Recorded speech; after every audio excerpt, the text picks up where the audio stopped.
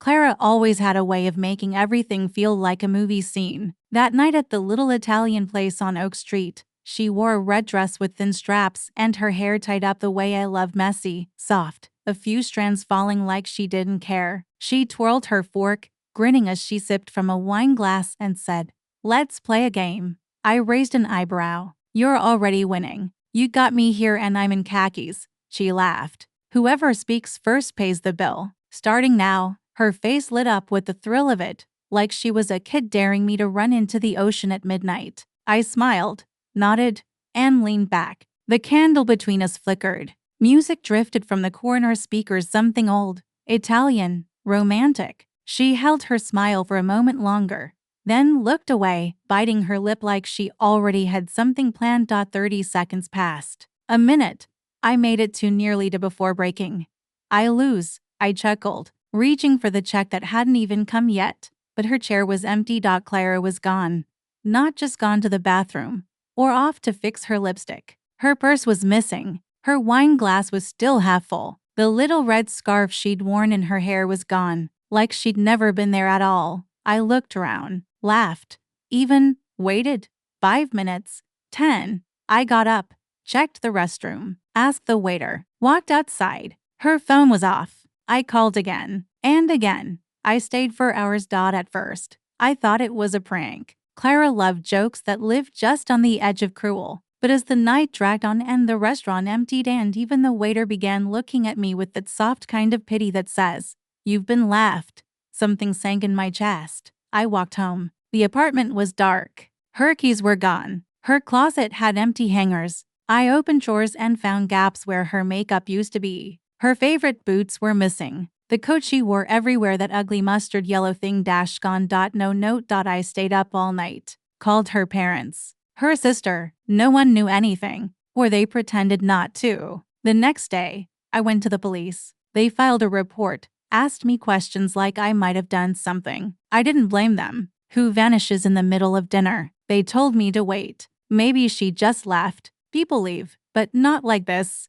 Not without a fight. Not without a word. 3 days passed. I didn't eat. I barely slept. I checked the door every time footsteps echoed in the hallway. I scanned every crowd, every bus, every train. I walked places I'd never walked before just to keep moving, just to feel like I wasn't being crushed by the silence. Friends offered theories. She might have had a breakdown. Maybe she was scared. Maybe I missed signs. I nodded through all of it. I pretended to agree. But deep down I knew something wasn't right. Clara hadn't disappeared. She'd escaped. The difference was like a blade between my ribs. One implies tragedy. The other, betrayal. Still, I left the porch light on every night for a month, like she might come home and apologize. Say it was all a mistake. That she'd been lost and afraid and needed time. But she didn't. And the longer she stayed gone, the more I stopped waiting. 3 months passed like I was living underwater. I kept going to work, but I couldn't tell you a single thing I did.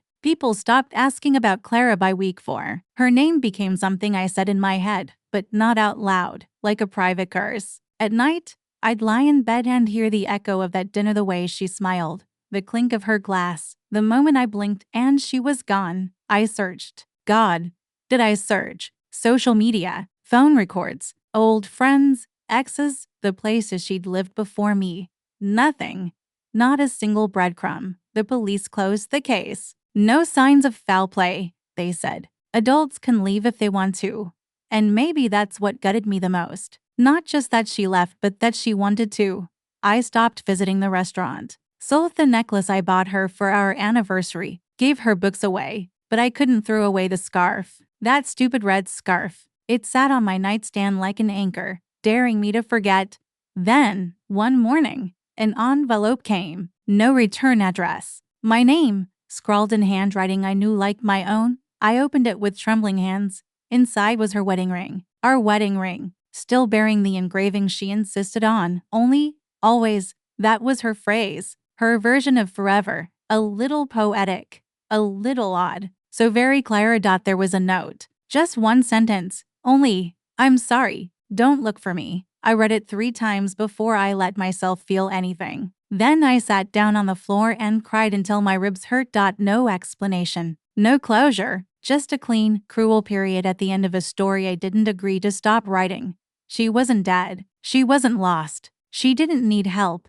She'd chosen to disappear. The grief that hit me wasn't the kind that comes with funerals and flowers. It was the grief of erasure, like I'd been edited out of someone's story and left behind in the margins. I stopped answering friends' calls, stopped responding to "how are you" texts. I wasn't angry. Not yet. I was hollow, like she had scooped out everything soft and good in me and left the shell behind. Eventually, I sold the apartment, moved into a smaller place with less light and fewer memories. I started therapy. The first session, I couldn't say her name. The second session, I said it too much. I learned how to breathe again. Learned how to sleep in a bed alone without expecting the smell of lavender shampoo on the pillow beside me. There were good days. Rare, but they came. One night I made pasta just for myself and didn't cry into the sauce. Another day, I saw a woman in a red dress and didn't chase her down the street thinking it was Clara. Progress, I guess. Still, sometimes I'd find myself staring at her ring in my drawer, wondering what kind of apology fit inside one word. Sorry. Sorry for what? For marrying me? For making me believe in something real? For leaving in the most silent, cowardly way imaginable? Or maybe sorry for nothing at all. By the 1-year mark, I could say her name without flinching. By the second, I could almost believe she never really loved me. But the thing is, grief doesn't ask permission. It arrives. It lingers. And when it leaves, it takes a piece of you with it. I didn't get over Clara. I got around her. And somewhere in that crooked path forward, I learned how to smile again, even if it still felt strange on my face. Emily didn't sweep in and fix me. She didn't try to. She was quiet where Clara had been wild, present where Clara had drifted. I met her at a bookstore, of all places. She dropped a copy of The Bell Jar, and I made a joke about Plath never being good on a Monday. She smiled, not with pity or flirtation, just a kind smile that said, "I see you, even if I don't know what you've been through." We talked. Then we talked again. And slowly, over months, I realized I didn't flinch when someone reached for my hand. I didn't search the crowd every time I walked into a room. I didn't wake up expecting to be alone again. Emily didn't save me, but she stayed, and that was more than enough. We got married in a small ceremony with no fancy dresses, no games, just honesty. To people carrying quiet scars, choosing to walk forward together. I never spoke Clara's name. I had buried her. Until that night on the balcony. It was a company gala, tuxedos, champagne, rooftop views of the city. I stepped out for air, and I heard it. A voice I once knew better than my own. "Daniel?" I turned. Clara. Older, thinner. Her hair was shorter, darker, but her eyes, those storm-colored eyes, still held the same pull. She smiled faintly. "Can I have 5 minutes?" We stepped out to the edge of the balcony. Her fingers trembled as she lit a cigarette. "I left for someone," she said. "Adam." The name hit like a gut punch. Adam, my business partner, Emily's old college friend. "Of course, I didn't think you'd forgive me," she whispered. "I won't," I said. She looked at me then, really looked. Her face cracked. "Just a little. I thought I was doing the brave thing," she said. "Starting over, being honest with myself." "No," I said, voice steady. "You were just selfish, and you didn't have the courage to own it." I left her on that balcony, cigarette burning between her fingers, the night air cutting through her like the truth she couldn't face. A week later, fate laughed. Emily and I went back to that Italian restaurant, the one where Clara disappeared. We sat down, ordered wine, and then I saw her. Clara. Alone, a glass in her hand. She looked up, startled, but her eyes weren't on me. They were on the man behind me. I turned. "Adam." He smiled at Emily, gave her a friendly hug. Oblivious, Clara was shaking. "You're with her?" she mouthed, her voice barely audible. I turned back to her, calm as ever.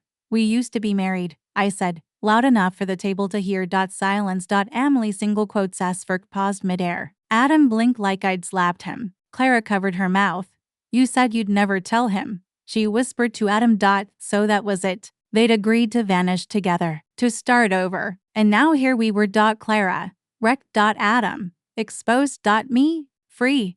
I stood, took Emily's hand, and walked out. Outside, the night air was sharp and honest. Emily squeezed my hand. "Do you still love her?" She asked softly. I looked at her, at the woman who had rebuilt me one steady moment at a time. No, I said. I stopped loving her the day she left. I just didn't realize it until tonight. We walked home in silence. And for the first time in 5 years, I didn't look back.